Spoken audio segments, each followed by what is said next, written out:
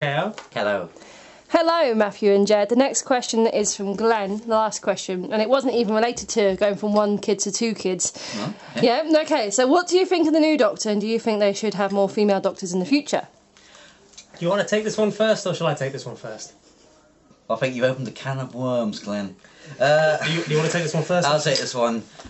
Initially, my reaction was just more, oh, cool, we've got a female Doctor. Then I read the comments and realised they did not do this for a female Doctor. It's political now. Curse you, politics. Basically, it's become... A lot of fans are worried it's basically going to be like the Lady 4 situation, where they change 4 into a woman, which made no sense considering 4 is his name, not his title. I beeped. You beeped today! Sorry, you were saying. And then she started shouting a lot of misandrous, how you pronounce it. Well, it's not even misandry, it's just, I'm a strong woman, look at me being a strong woman, rah, rah, rah, rah, instead of just being a goddamn character who happens to be a woman and being strong. Like it's the self-consciousness, I think, of Lady Thor that pissed people off. Like, herpa strong womenness, and the whole thing of which female villain was it who surrendered just because Lady Thor was a woman? And it's like, you know, you're a strong woman, so I'm going to surrender to, you know, demonstrate that I'm respecting your strength. And it's like, no, I'm sorry, that's patronising as hell, and that's stupid, and that's like either a man's really effed up idea of what feminism is supposed to be, or it's this modern feminism, which is really just about treating women as delicate little flowers that you have to protect from everything. Under a good writer, this would basically just be getting a haircut for the Doctor. It was just like, oh, cool, woman now. Let's go and do a thing. Let's go do adventuring. I mean, from my perspective, I started out being a bit like, oh, they're actually doing it now? And then I remembered that there have been really good examples of it done in fan media. Like, if anyone watching this has any desire to go watch a really good fan film, which you should, because really good fan films are really good, then go look up fan films starring Barbara Benedetti, so Seattle International Pictures. You'd find them on Dailymotion. You'd also find them on YouTube under the Doctor Who Fan Film Database's YouTube channel.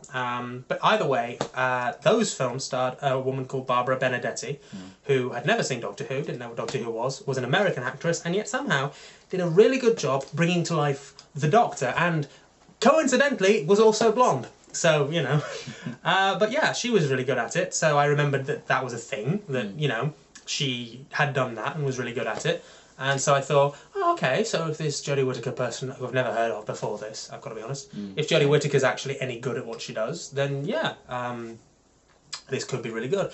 I've become a little worried, I've become a little worried about the same sort of things that Matthew's massively worried about, because there is, I don't know, I worry that it's going to be very self-consciously, look at how progressive we are, aren't we progressive, bow before our progressiveness, and it's going to do this horrible thing where it doesn't let the Doctor be flawed and be a character because it's too busy demonstrating how competent she is now because she's a woman. And it's like here's the thing, Star Trek had Captain Janeway as the first female lead captain of a show, and that didn't actually stop her from being a flawed character who had, like, you know, moments of introspection. It just, you know, they didn't even really focus on the fact that she was a woman, you know. She was just happened to be a woman captain, and it was amazing. It really shouldn't matter. The thing is, they've been talking about it since the 80s. Since, oh, when's it going to be a woman? And now I've got it. But the fear is they're not doing it for the right reason. The fear is not the actual actress, because they've never picked a bad actor to be the Doctor yet. Yeah. It's more... We're doing this because women, because progressiveness. They're going to handle it with all the subtlety of Bill. I mean, I liked Bill when she was written competently, but it seems like every episode we're getting a hammer saying, gay is gay! And I feel like we're going to get that with Jodie sometimes, but I fear not. It's the writing that we've got to be worried about. Get good writing, but if you want to see not just Jed's suggestion of Barbara Benedetti, but the Moffat actually wrote a female Doctor before. Joanna Lumley. Joanna Lumley! Curse of Fatal No God. Amazing. You know, what's great about that one is it's you know, she's basically just the same as any of the other Doctors, and it's really great. It's Joanna Lumley. Yeah, no, what's great about it? Let's face it, if they'd have just had Joanna Lumley instead of John Hurt, it would have been almost as awesome. What I did without choice. In the name of peace and sanity. Hello! No. Not what in the name of canon. What I did without choice, in the name of peace and sanity, and my third setting. You know what? That should have been the 50th. The ultimate. We're making that canon. Oh, God, you mean just having all of those doctors? Yes. All of them! There's a time I don't talk about. That's when I was these lot. Yeah, when I was Rowan Atkinson, and then Richard E. Grant, and then Jim Broadbent, and then Hugh Grant, and then finally Joanna Lumley. All at once. But ultimately... Hey, you would have had Jonathan Pryce as the Master as well. That would have been amazing. Oh, with God. his Dalek bumps. But no, ultimately, if they can do good writing, then we're fine. But if they handle this with all the subtlety Of a brick. Of a brick, Yeah. then we're doomed. I'm going to have to... I mean, look, I think ultimately the thing is, there's a bunch of people saying, oh, it's going to be the worst thing ever, and there's a bunch of people going, oh, it's going to be the best thing ever, and they're both f***ing idiots. Thank you. No, do you know why? Because we haven't seen a thing of her yet, alright? She could be amazing, alright? I'm hoping she is, and let's be honest, most of the Doctor's actors have been pretty amazing. I don't think there's ever been a bad one. Or she could be terrible. But she's not either of those things until we've actually seen her in her proper costume. And I so wish that costume she was in was a proper one. Yeah, I regret that not being, because it looked cool. Yeah, but like, we don't know a damn thing about her until, like, the very fact of her having boobs and a vagina will not make her the best Doctor ever. I'm sorry to burst whoever's bubble think it's going to be so awesome. It's really not. She's just as capable of being bloody terrible as any other Doctor you happen to find bloody terrible. Alright? I'm hoping she isn't, because actually I've been watching a few clips of her. She's actually quite competent at giving, like, good performances, and she's good at quirking. And I'm hoping she keeps the Yorkshire accent, actually. I just hope that whatever they stick her in is really easy for a guy to cosplay in, because if they stick her in, like, a skirt and a boob tube, it's going to be a pain in the ass for me. To be fair... that might be the first Doctor I don't cosplay, because I don't think I could pull off skirt and a boob tube. To be fair, I never found skirts or dresses to be particularly adventure-y attire anyway, so... No, I mean, to be fair, if you... I prefer it when they don't wear them. I mean, to be fair, there was this really Same great... with companions, really. There was this really great picture somebody did of a potential Doctor costume for her, which... Oh, did I save it on my iPad? I bet I saved it on my goddamn iPad. That one there. That last one there. It's just ripping off the scarf. That jacket, maybe, but not the scarf. And here's the thing. The scarf doesn't... No. So, that outfit, in and of itself, is... well, obviously you're seeing it right now, but... You know, I think that's pretty decent, actually. Like, I think the trench coat works, because the trench coat's become a very unisex item of clothing. A lot of women wear trench coats.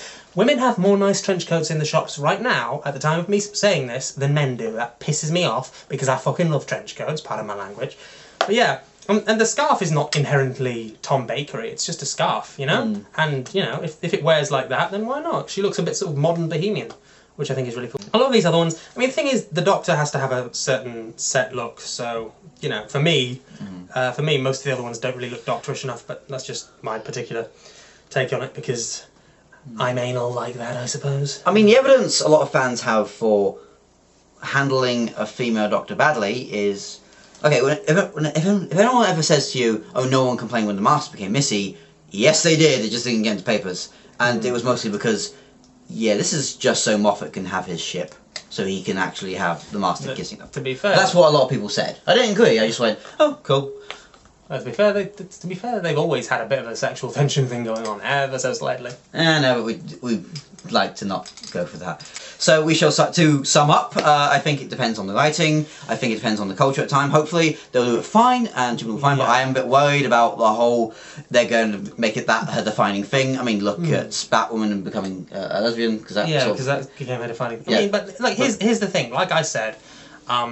We don't bloody know, because we've not seen her yet. And any person who says she's going to be the best ever or she's going to be the worst ever is talking out their arsehole because they don't fucking know, alright? Alright, we don't know how she's going to be, ultimately. Because even a really great actor can suck balls at being the Doctor. Like Richard E. Grant, I don't think was... No, like... How dare you! No, Richard E. Grant was... He was amazing! No, he was great in Curse of Fatal Death, because he had a lot of energy in that. And you're Matt Schalke. Yeah, but in Schalke... I haven't seen that one, so... No, in Scream of the Schalke, he's sort of very stiff, so even a great actor can suck balls at being the Doctor. So I suppose it all comes down to... what what she's like in episode 1. Have to wait, which we're going to have to wait till late 2018. Yay! So BBC's not doing us any favour, making us wait and fearing it.